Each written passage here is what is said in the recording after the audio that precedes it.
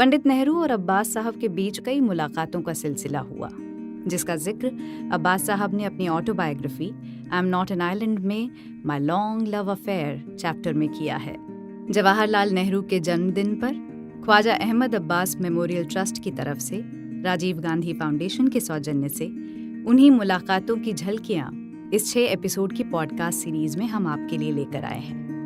जिंदगी के अलग अलग मोड़ पर एक नेता और एक कलाकार के बीच किन मुद्दों पर गुफ्तगू हुई, चलिए सुनते हैं।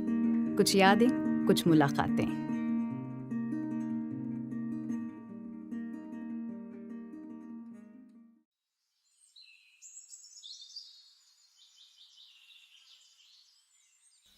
मेरे हिंदुस्तान से रवाना होने से चंद माह पहले मैंने उड़ती उड़ती खबर सुनी थी कि पंडित जवाहरलाल नेहरू अनकरीब विदेश जाने वाले हैं।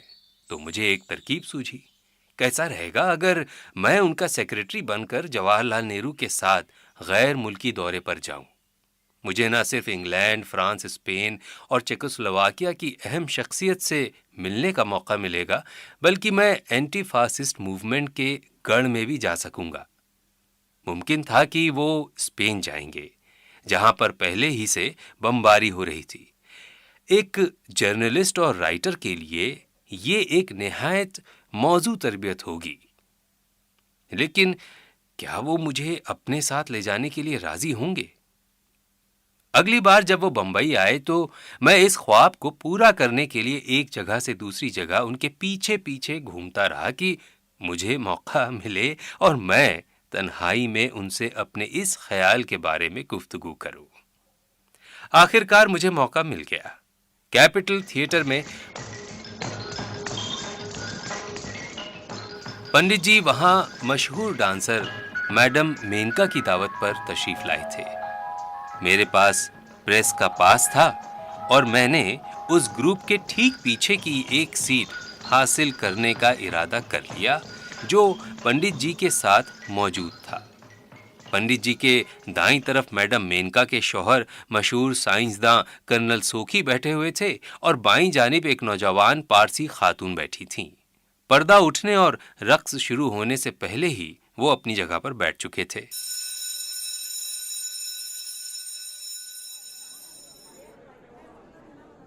इंटरवल के दौरान जैसे ही कर्नल सोखी स्टेज के पीछे गए और पंडित जी का साथी उठकर बाहर गया, मुझे पंडित जी को सलाम करने और उनके करीब जाकर बैठने का मौका मिल गया। पंडित जी, मैंने सुना है कि आप विदेश जाने के बारे में सोच रहे हैं। हाँ, मैं सोच रहा हूं कि मुझे अपने थके उलझे दिमाग को तरोताज़ा करना ज़रूरी हो गया है।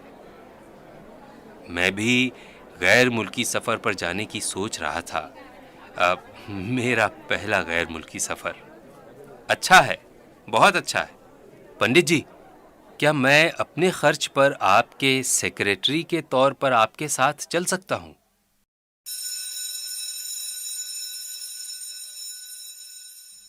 इंटरवल के खत्म होने की घंटी बजी, रोशनियां मध्यम कर दी गईं और उनके साथी लौट आए। इसलिए मैंने उनसे इजाजत मांग ली। अब्बास, कल बेटी के घर पर मुझसे मिलना, देखेंगे कि क्या किया जा सकता है।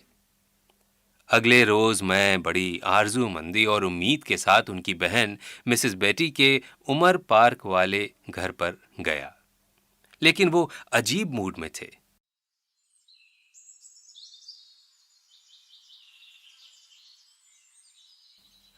पंडित जी, मैं आपके साथ चल सकता हूं? आप क्या करेंगे?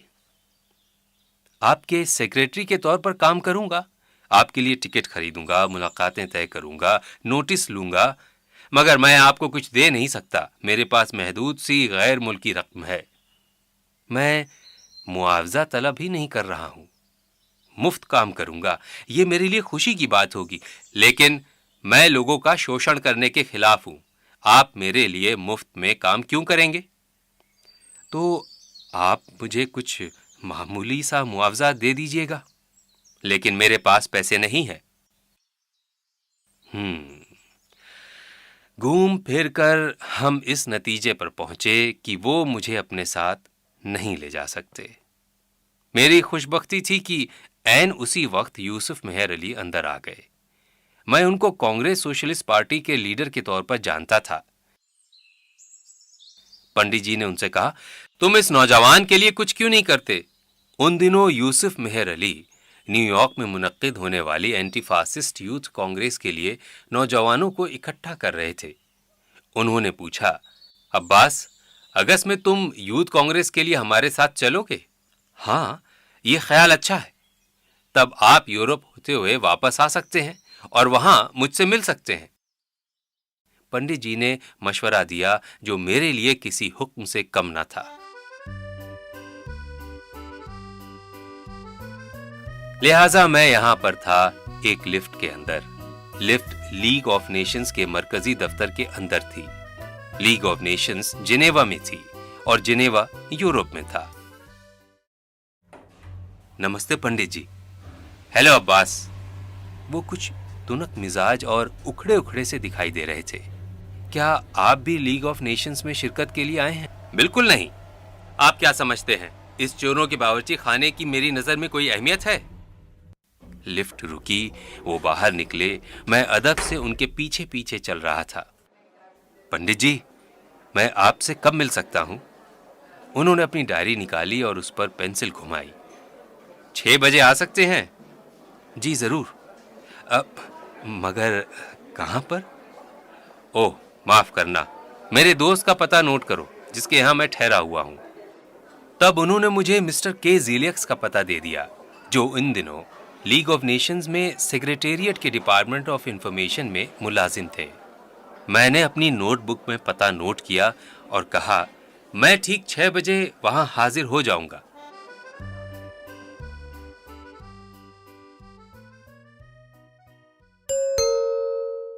मिसेस ज़िलियक्स ने दरवाजा खोला और मुझे खुशामदीद कहा।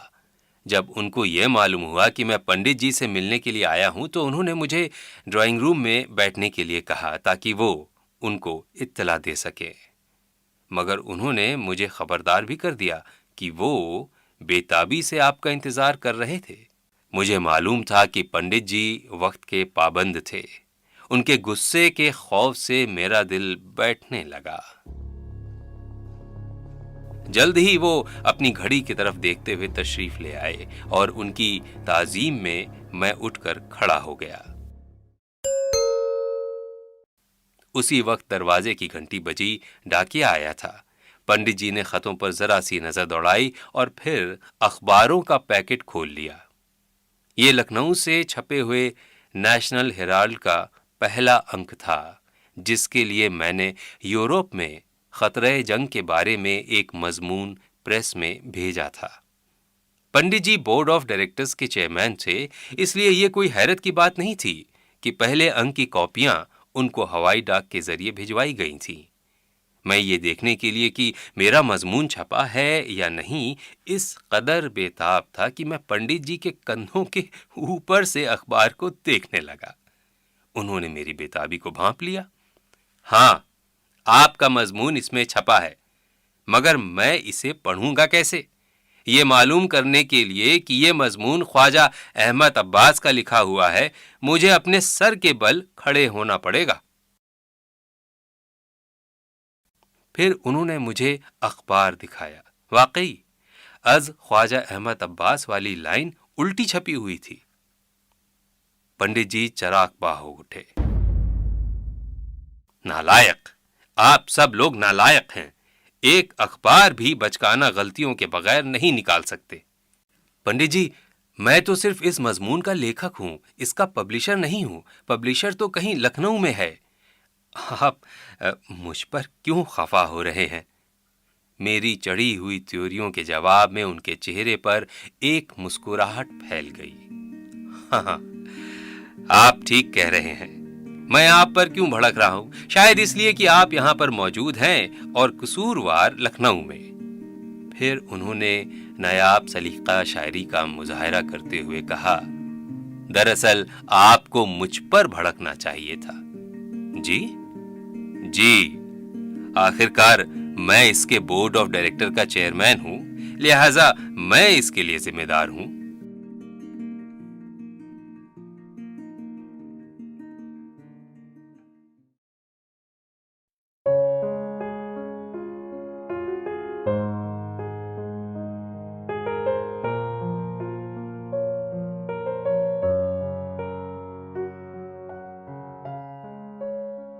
अमरचंद कैस की ये नज्म गुलहाए अकीदत, पंडित जवाहरलाल नेहरू के नाम।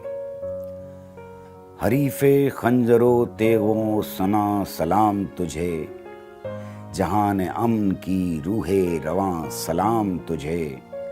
तेरी निगाह फलक बोस, फिक्र अर्श नशी, अमल अजीम इरादे जवां सलाम तुझे। वतन की खाक मुक़द्दस को कर दिया सैरा, वतन के नक्श गरो बाग़बां सलाम तुझे। विकारो अज़मते हिंदुस्तान वजूद तेरा, विकारो अज़मते हिंदुस्तान सलाम तुझे। हमेशा मरकज़े उम्मीद एशिया तू रहा, इस एशिया के दिली तर्जुमान सलाम तुझे। फिदा थे तेरे तदब्बुर पे अहले मग़रिब भी, हजार शौक़ से फ़ख्रे जहां सलाम तुझे। ग़ुलाम मुल्क भी तकते थे आसरा तेरा, ग़ुलाम कौमों के राहत रसां सलाम तुझे। बढ़ाया गैर की जानिब भी सागरे उल्फत, दयार हिंद के पीरे मुग़ां सलाम तुझे। तेरे ही दम से है जंगो जदल का शोला सर्द, सलाम हामिए अमनो अमा सलाम तुझे। हयात बख्श है तेरा कलाम तेरा पयाम, बड़े अदब से मसीहे ज़मां सलाम तुझे। बड़े अदब से मसीहे ज़मां सलाम तुझे।